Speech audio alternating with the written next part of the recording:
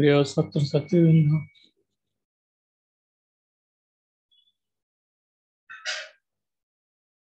Online ক্লাসে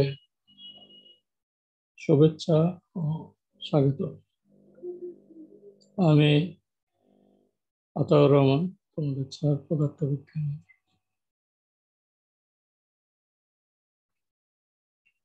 তোমাদের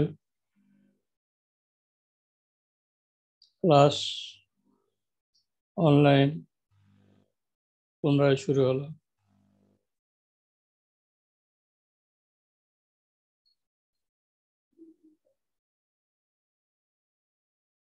আমরা ক্লাসে পদার্থবিজ্ঞানের দ্বিতীয় পত্র শুরু করেছিলাম। আমি এখন দ্বিতীয় পত্রের স্থির তড়িৎ অধ্যায় শুরু করব আজ থেকে।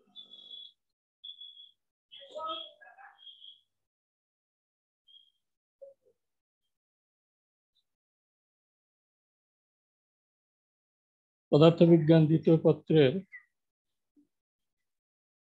দ্বিতীয় অধ্যায়ে আছে তোমাদের হচ্ছে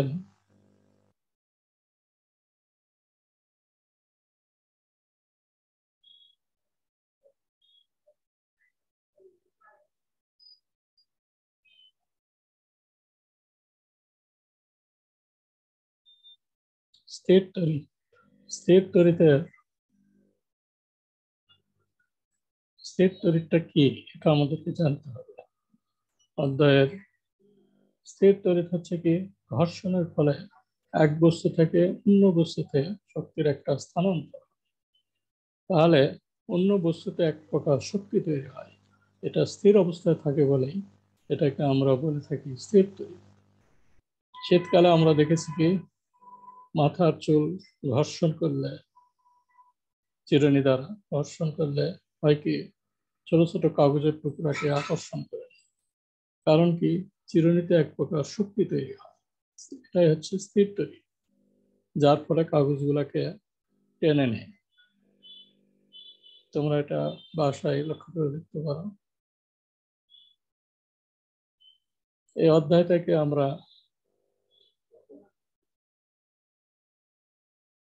জানব স্থির তড়িতের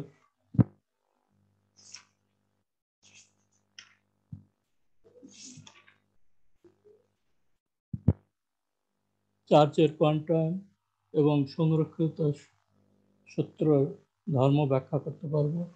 কুলম্বের সূত্র থেকে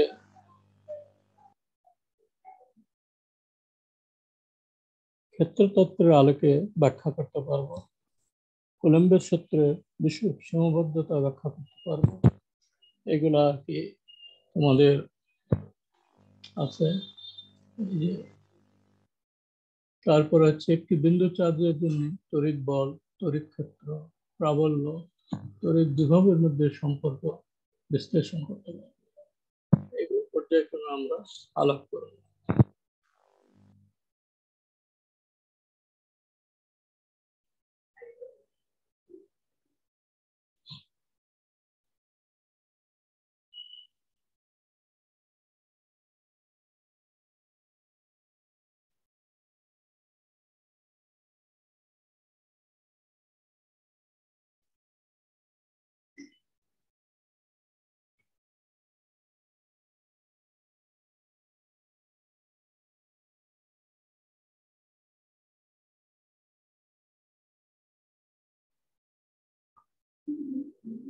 শুরুতেই চার্জ বা আধান কি জিনিস, চার্জের কোয়ান্টাম, সংরক্ষণশীলতা, এগুলো আর কি আলাপ আসবে। শুরুতে চার্জ বা আধান পদার্থ সৃষ্টিকারী মৌলিক কণাসমূহ, যেমন আছে হচ্ছে কি কি, ইলেকট্রন, প্রোটন, নিউট্রন, এগুলো হচ্ছে মৌলিক কণাসমূহ। এর মৌলিক ও বৈশিষ্ট্যমূলক ধর্ম হচ্ছে চার্জ। এটা তোমরা জানো। প্রোটন ধনাত্মক চার্জ থাকে প্রোটনে, প্রোটন ধনাত্মক চার্জযুক্ত। তারপর হচ্ছে কি আরেকটা কণা হচ্ছে কি নিউট্রন, নিউট্রনের কোনো চার্জ নেই। আরেকটা কণা কি ইলেকট্রন, ইলেকট্রন হচ্ছে কি এটা হলো ঋণাত্মক চার্জ। একটি প্রোটন চার্জের পরিমাণ ইলেকট্রনের চার্জের সমান। একটি ইলেকট্রনের চার্জ আমরা লিখতে পারি কত, 1.6 গুণন 10⁻⁻19 কুলম্ব। এটা নেগেটিভ চার্জ ইলেকট্রন। আর পজিটিভ চার্জে প্রোটনের চার্জের পরিমাণ কি একই, 1.6 গুণন 10⁻⁻19 কুলম্ব। এটা পজিটিভ। স্বাভাবিক অবস্থায় পদার্থের পরমাণু ইলেকট্রন প্রোটনের সংখ্যা, ইলেকট্রন প্রোটনের সংখ্যা সমান। যতক্ষণ পর্যন্ত সমান থাকে ততক্ষণ পর্যন্ত ওই বিন্দুতে নিস্তেজিত বা তড়িৎ নিরপেক্ষ। পার্থক্য হয়ে গেলে বুঝতে হবে তড়িতের প্রভাব আছে। পরমাণুতে ইলেকট্রনের সংখ্যা স্বাভাবিকের চেয়ে কম বা বেশি হলে তাকে আমরা বলি কি তড়িতাহিত বা চার্জগ্রস্ত হওয়া। প্রত্যেক পরমাণুরই প্রয়োজনে অতিরিক্ত ইলেকট্রনের প্রতি আসক্তি থাকে। প্রত্যেক পরমাণু এটা হচ্ছে কি প্রয়োজনের অতিরিক্ত ইলেকট্রনের প্রতি আসক্তি থাকে। যে বস্তুর ইলেকট্রনের আসক্তি বেশি সে বস্তু অপর বস্তু হতে ইলেকট্রন গ্রহণ করে ঋণাত্মক চার্জে চালিত হয়। আর যে বস্তু কম চার্জ গ্রহণ করে, যে বস্তু কম চার্জ গ্রহণ করে সেক্ষেত্রে বস্তু ধনাত্মক চার্জে চালিত। ইলেকট্রনটা কম যদি ছেড়ে দিল তখন কি ইলেকট্রন যখনই চলে গেল আরেকটাতে তখন ওটা হয় কি অপর বস্তুটা ধনাত্মক চার্জে চার্জিত হয়। যেমন একটি কাঁচ দণ্ডকে রেশমে ঘষলে হয় কি রেশম এক প্রকার কাপড়, সিল্কি কাপড়ের মতো। ঘষলে রেশমের ইলেকট্রনের আসক্তি কাঁচের চেয়ে বেশি বলে রেশম ঋণাত্মক চার্জে চার্জিত হয় এবং কাঁচদণ্ড ধনাত্মক চার্জে চার্জিত হয়। আবার এবনাইট দণ্ডকে ফ্লানেলের দ্বারা ঘষলে এবনাইট দণ্ড ঋণাত্মক চার্জে, আর হচ্ছে ঋণাত্মক চার্জে এবং ফ্লানেল ধনাত্মক চার্জে চার্জিত হয়, কারণ এবনাইটের ইলেকট্রনের আসক্তি ফ্লানেলের চেয়ে বেশি। এই যে এখানে দেখাচ্ছে আমি এটা। আবার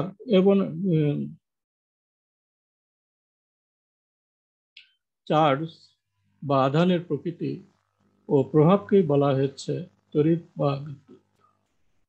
তাহলে চার্জ বা আধান একই জিনিস, এটার প্রকৃতি ও প্রভাবকেই বলা হয়েছে তড়িৎ বা বিদ্যুৎ, যেটাকে আমরা ইলেকট্রিসিটি বলে থাকি। চার্জ বা আধান স্থির অথবা গতিশীল হতে পারে। এটা দুটাই হতে পারে, একটা স্থির অথবা গতিশীল হতে পারে।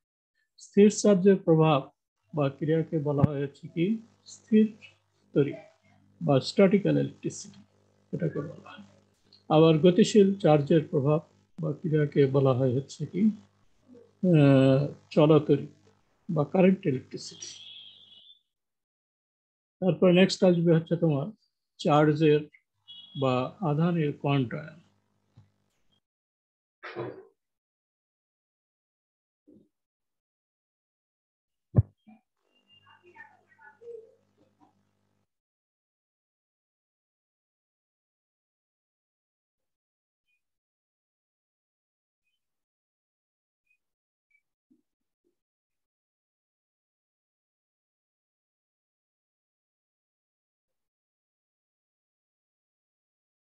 চার্জের বা আধানের কোয়ান্টাম।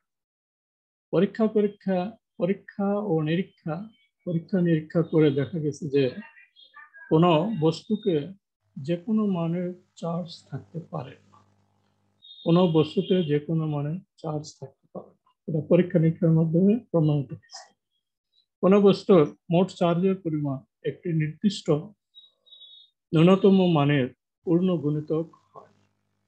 চার্জের এই ন্যূনতম নির্দিষ্ট মান হিসাবে চার্জের ইলেকট্রনের পরিমাণ কে চার্জের পরিমাণ ইলেকট্রনের চার্জের পরিমাণ লেখা হয় কে বিবেচনা করা হয়।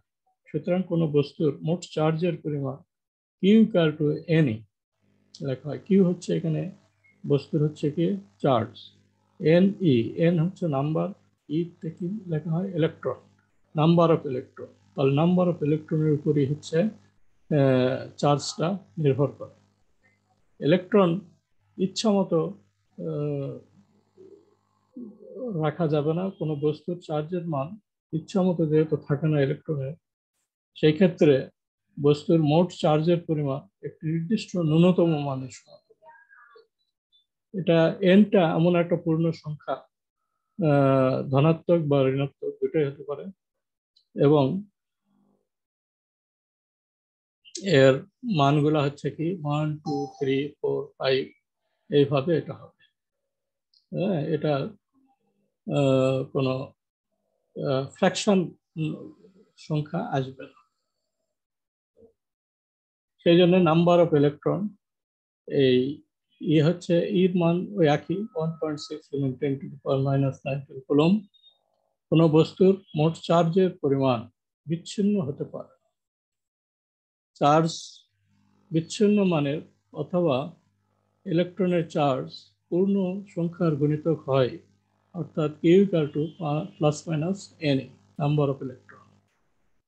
চার্জের কোয়ান্টাইন অনুসারে কোনো বস্তুর মোট চার্জের পরিমাণ +5e মানে 5 ইলেকট্রন বা -10e ইলেকট্রন হতে পারে, কিন্তু কোনোভাবেই 5.68 বা -8.25 এরকম ফ্র্যাকশন মান হতে পারে না। এটাই হচ্ছে ইয়াতে। তাহলে এটা হলো চার্জের কোয়ান্টাইন বা আধানের কোয়ান্টাইন এর ক্ষেত্রে এন এর মানটা সবসময় মনে রাখতে হবে আমাদেরকে পূর্ণ সংখ্যা হতে হবে। এটা এখানে দেখানো হয়েছে তোমাদের চার্জের বা আধানের কোয়ান্টাইন।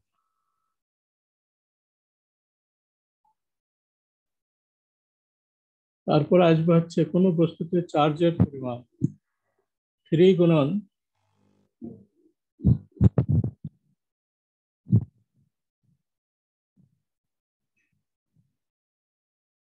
(10⁻⁻19 কুলম্ব হতে পারে না কেন?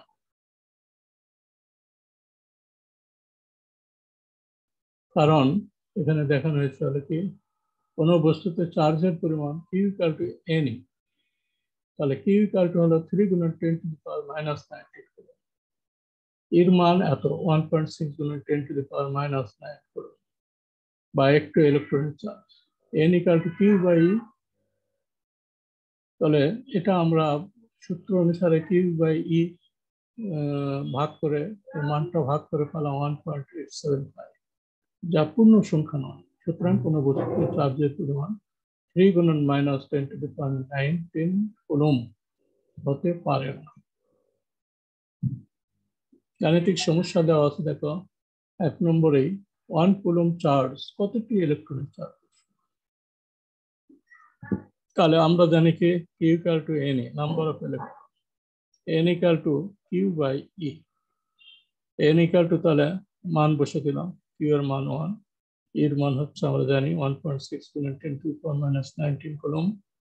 বসায় দিলে আসলে কত 6.25 × 10⁻18। তাহলে 6.25 × 10⁻18 সংখ্যক ইলেকট্রনের চার্জের সমান। তাহলে 1 কুলম্ব চার্জ কতটি ইলেকট্রনের? এর সলিউশনটা বের করা হয়েছে কত 6.25 × 10⁻18 ইলেকট্রনের চার্জের সমান। দ্বিতীয় ক্ষেত্রে দেখো গাণিতিক সমস্যা।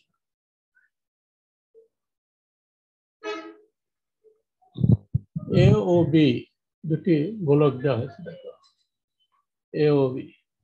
এ ও বি অভিন্ন গোলকের চার্জ যথাক্রমে Q1 ও Q2, তাই না? তাহলে এ গোলক কতটি ইলেকট্রন হারিয়েছে? 1 নম্বর প্রশ্ন। 2 নম্বরে দেওয়া আছে কি এ ও বি গোলকে আরেকটু পর। আচ্ছা, এ ও গোলক কতটি ইলেকট্রন হারিয়েছে? এ ও বি গোলকদের ভর, তারপর পৃষ্ঠের চার্জ ঘনত্ব, পৃষ্ঠের তড়িৎ প্রাবল্য সম্পর্কে সিদ্ধান্ত কি? এগুলো আর কি প্রশ্ন। এখানে দেখো আমরা জানি কি এ গোলক, ছবিতে দেওয়া আছে এ গোলক, এর চার্জ হচ্ছে কত? Q1 equal to +2 coulomb, Q2 equal to -2 coulomb. এটা দেওয়া আছে ছবিতে। তাহলে এ গোলকটি 1.6 × 10⁻⁻19 কুলম্ব চার্জ হারালে ইলেকট্রন হারায় হচ্ছে 1। সেই অনুসারে 1 কুলম্ব যদি চার্জ হারায় তাহলে ইলেকট্রন হারায় 1/1.6 × 10⁻⁻19 কুলম্ব। অতএব এ গোলক 2 কুলম্ব যদি চার্জ, তাই না, 2 কুলম্ব যদি চার্জ হারায় তাহলে ইলেকট্রন হারায় কয়টা? 1.25 × 10⁻⁻9 এতটি। তাহলে প্রশ্ন করা হয়েছে কি কয় নম্বরে এ গোলক কতটি ইলেকট্রন হারিয়েছে? ইলেকট্রন হারিয়েছে কত? 1.25 × 10⁻⁻90 এত। খ নম্বরে বলা হয়েছে কি এ ও বি গোলকদ্বয়ের ভর সমান, কারণ গোলকদ্বয় অভিন্ন। খ নম্বরে এ ও বি গোলকদ্বয়ের ভর বলা হয়েছে, কারণ গোলকদ্বয় যে অভিন্ন এবং ভরও সমান। 2 নম্বর হচ্ছে এ ও বি গোলকদ্বয়ের পৃষ্ঠে চার্জ ঘনত্ব সমান, কারণ পৃষ্ঠের ক্ষেত্রফল ও চার্জের পরিমাণ সমান। যেহেতু সিগমা ইকুয়াল টু তল ঘনত্ব আমরা জানি কি Q/A, এই সমীকরণ অনুসারে এটা লিখতে পারি। এ ও বি গোলকদ্বয়ের পৃষ্ঠের তড়িৎ প্রাবল্য সমান, কারণ উভয় পৃষ্ঠের চার্জ ঘনত্ব সমান। যেহেতু ইকুয়াল টু প্রাবল্য ইকুয়াল টু লিখি সিগমা বাই টি আছে, এইভাবে এটাকে আমরা লিখতে পারি। তারপর আসবে হচ্ছে চার্জের নিত্যতা বা সংরক্ষণশীলতা।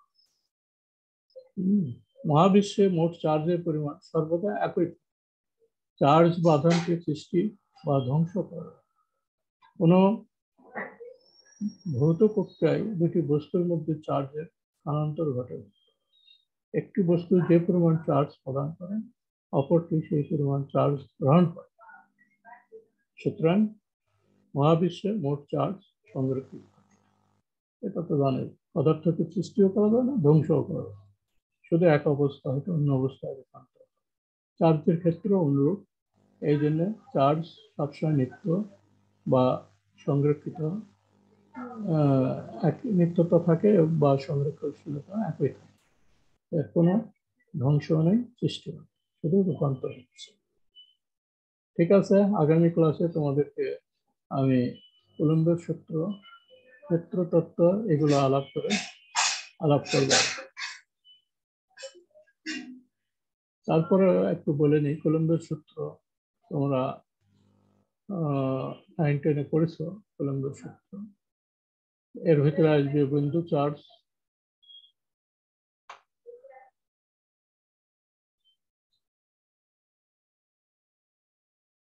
তারপরে আসবে হচ্ছে কুলম্বের সূত্র গাণিতিক, এগুলো আগামী দিন দেখাই দিই। ঠিক আছে, থ্যাংক ইউ।